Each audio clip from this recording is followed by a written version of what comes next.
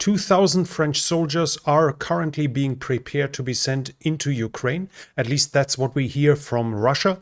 But there's other good news for Ukraine, as the shell hunger seems to be, in regards to the shell hunger, there seems to be light on the horizon. We'll talk about this as well as about developments along the front line, as well as about international support, politics, etc. in connection to the war in Ukraine in this situation report.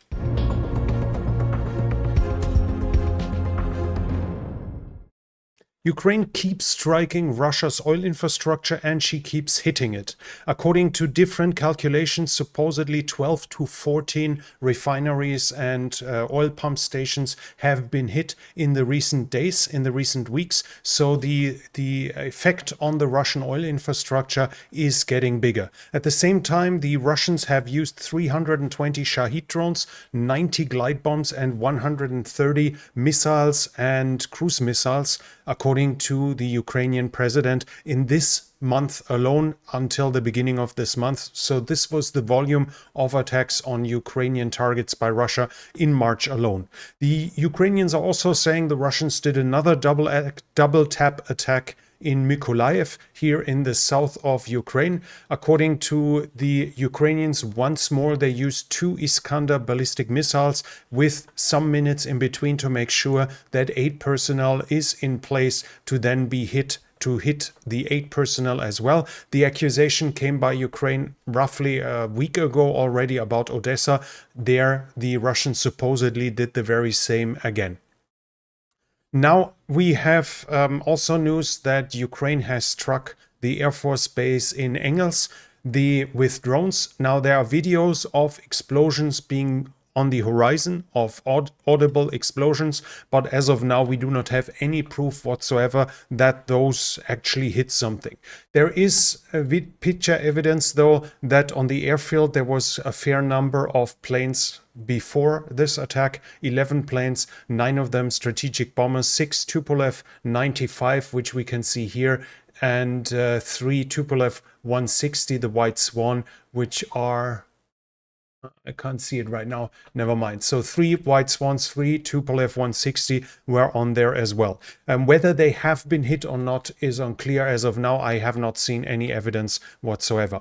On the northern frontier towards the Russian Federation, the Ukrainian volunteers on the Russian volunteers on the Ukrainian side keep fighting. We have a video here, no gore, don't worry, but it shows one of those fighters on Russian territory lying in ambush here when a Russian tank passes by, probably a T-72B3 or a T-72B Obre 2022. As you can see, he hit it, but the tank was already laying smoke with its turret to the back, and it was clearly retreating. Now the weapon used was probably an M72, which is the law, which is a very weak anti-tank weapon.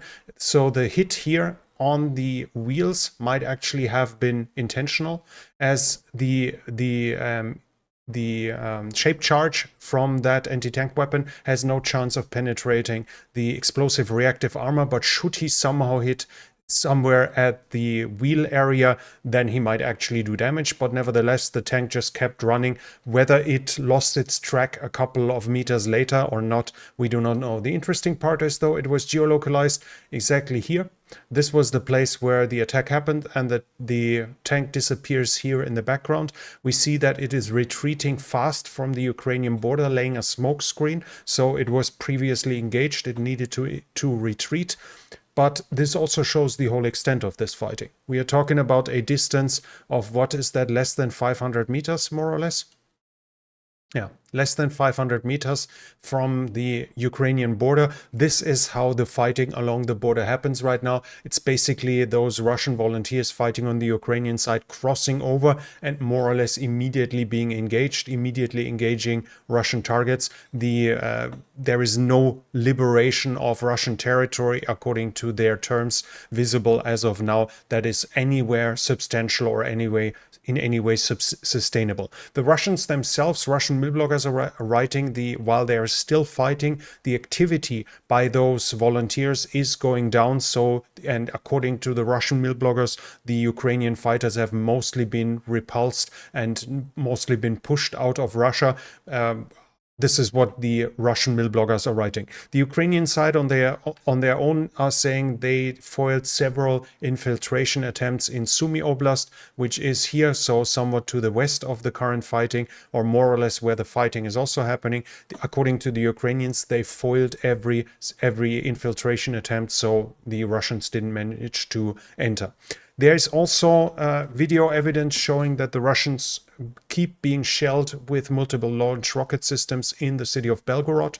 So the Ukrainians strike the city here with multiple launch rocket systems. Unless we claim that those are precision-guided munitions that hit military targets, then this would be a shelling of a city with area weapons, as the usual multiple launch rocket system doesn't have the accuracy to hit a specific military target. According to the Russians, at least 10 civilians are already dead, and we have to clearly say, if this is true, then if unless those are precision guided munitions, then this would be a war crime by the Ukrainian side. But at the same time, we need to ask the Russians why, if this is a war crime, they have started it right at the beginning of the war, of the second phase of this war. If you check human rights organizations, they are reporting from February 28th of the year 2022 that the Russians had shelled Kharkiv with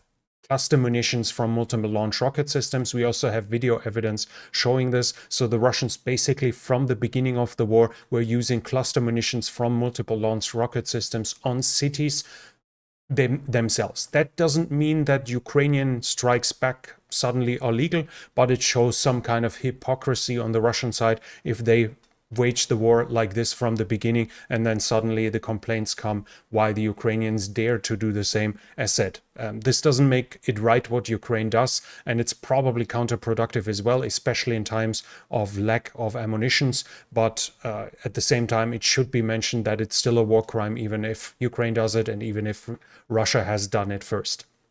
Let's switch to the developments along the front line. Now, fighting north of the Seversky Donetsk is continuing, but apart from one change, I cannot confirm any change in territory.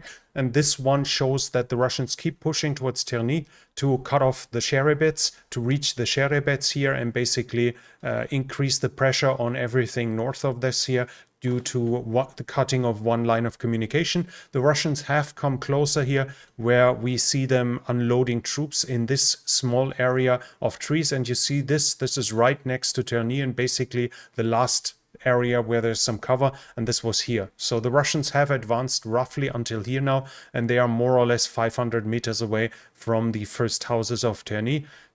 An uncomfortable situation for the Ukrainians developing here as well. South of the Seversky Donetsk, there's a lot of mentioned Russian attacks on the Ukrainian side, but I cannot confirm any change in territory in the area down to Bakhmut.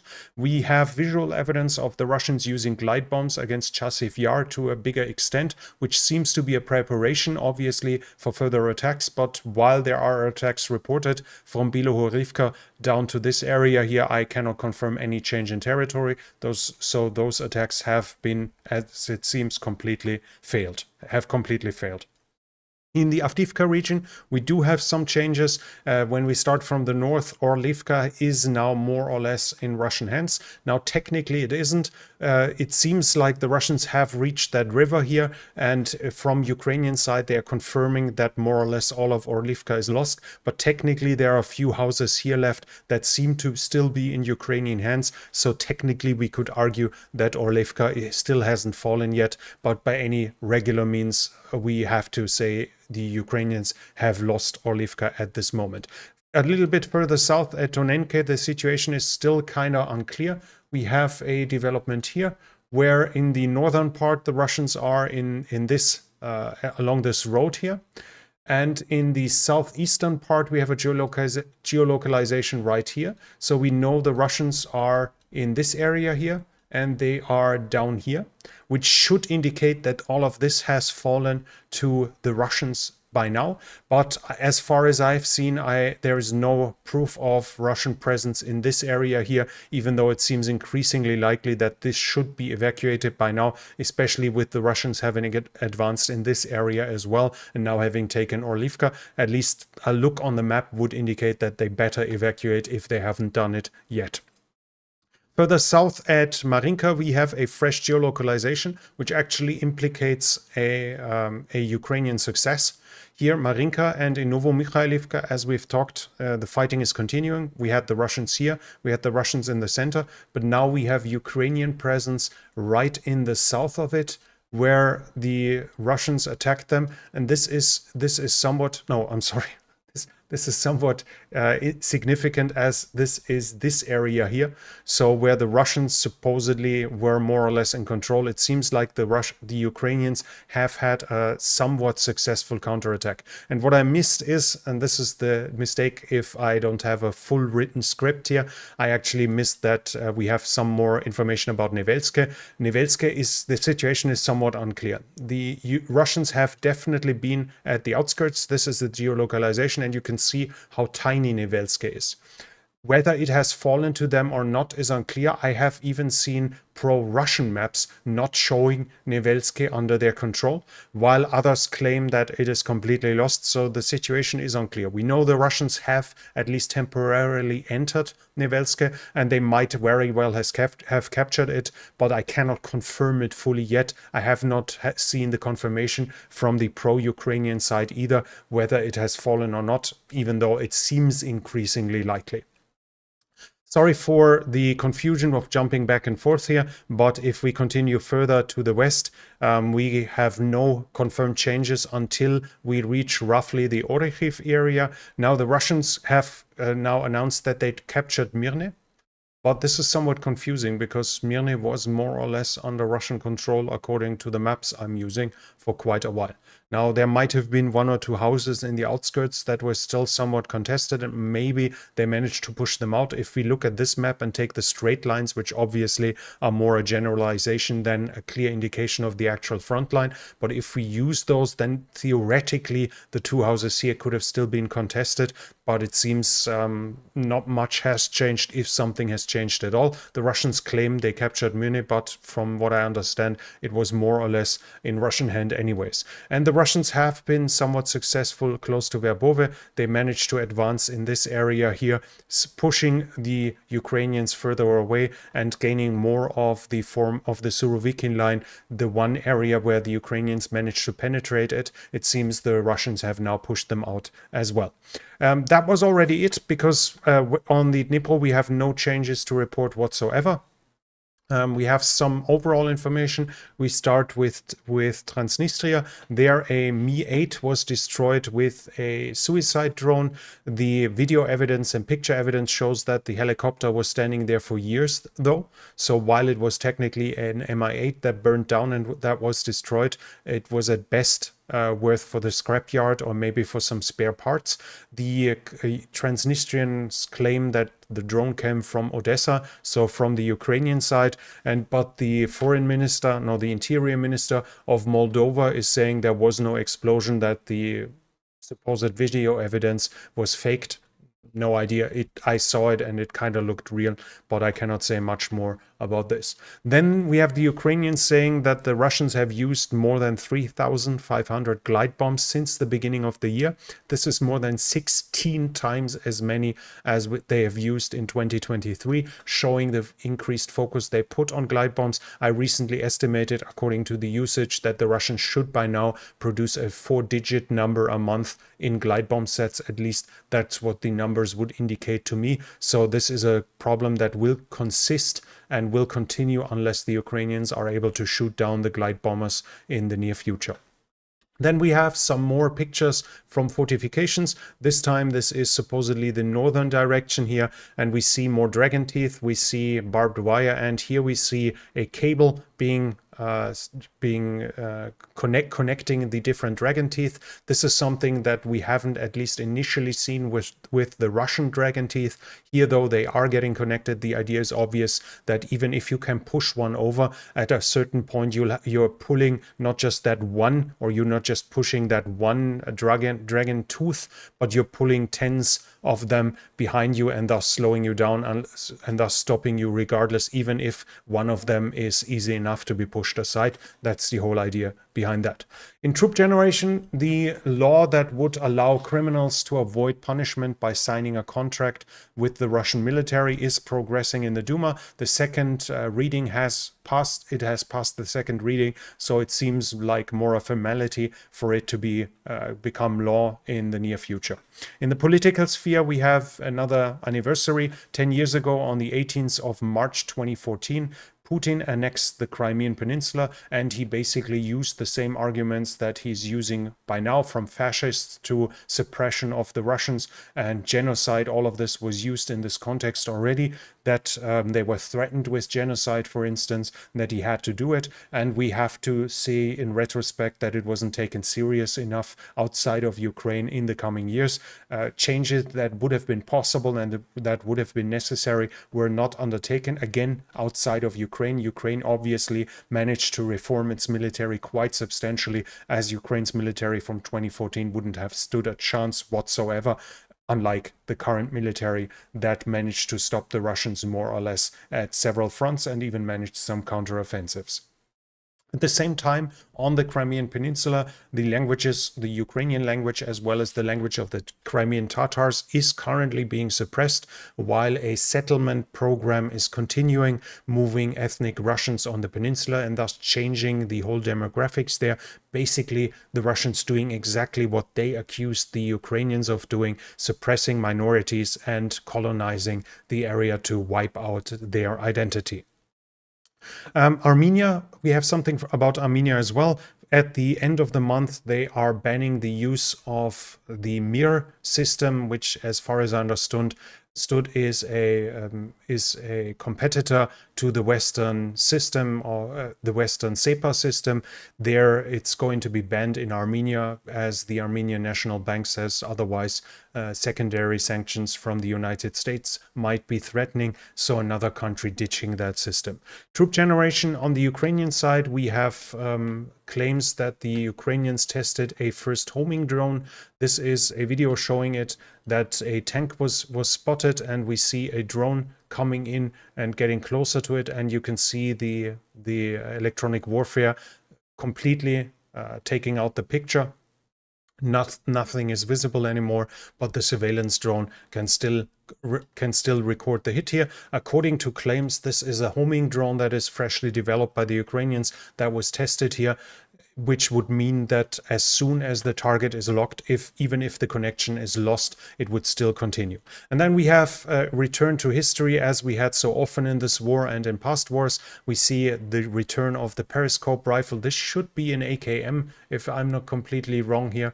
But we see a system where it's designed to be used from trenches to shoot out of the trenches through a periscope. And while that looks fancy, and we can quickly go forward where you can see through the periscope itself, where it looks like it's quite normal. This is obviously not a new development. This is a picture here from World War I showing the exact same thing being used then as well. In international support, we have some news. Germany and Poland are creating a coalition for armored vehicles for Ukraine. I cannot say more about this, whether they intend to produce, to which degree, or whether they want to buy internationally. I do not have any additional details to that yet, but at least we see some movement in this area as well. And the interesting part now is the SVR, the Russian Foreign Intelligence Agency, is saying that France is currently preparing 2,000 soldiers to be deployed inside of Ukraine. So far, we had the French President Macron saying that they don't intend to do this right now. It's not the need yet, but they are willing to do it in general. And the French head of the general staff, Pierre Schill said that within 30 days the French could deploy 20,000 men if needed. So showing the determination and the capabilities of the French in the international stage.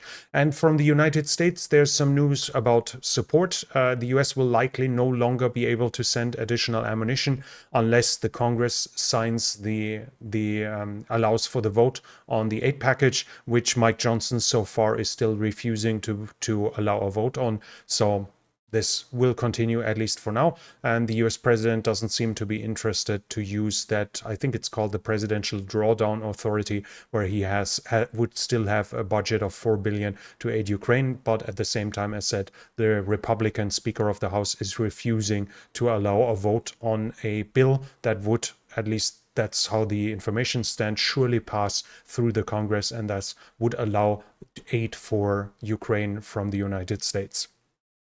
Rheinmetall, the German defense company, said that they want to open 4 factories inside of Ukraine. I have not seen the time frame. I have not seen the exact detail, but Rheinmetall is doubling down on their cooperation and production with Ukraine. Portugal has signed up on the Czech ammunition initiative, where the Czech Republic found ammunition to be procured for the Ukrainian side, and the Czechs now are saying that they found another 700,000 rounds after the initial 800,000. So in total, they have already found 1.5 million artillery shells that could be delivered to Ukraine this year if financing is guaranteed. And as I said, and as we talked about in the past situation report, the financing is coming in with every day.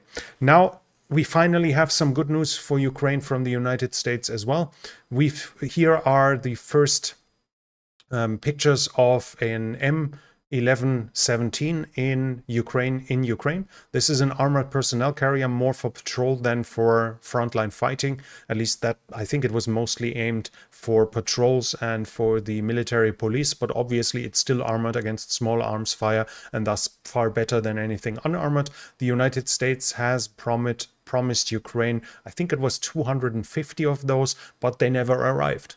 And they didn't arrive for a year and a half almost. So apparently they finally are coming. We see they are in Ukraine now, which means that Ukraine gets probably a 3-digit number of armored vehicles in the near future now.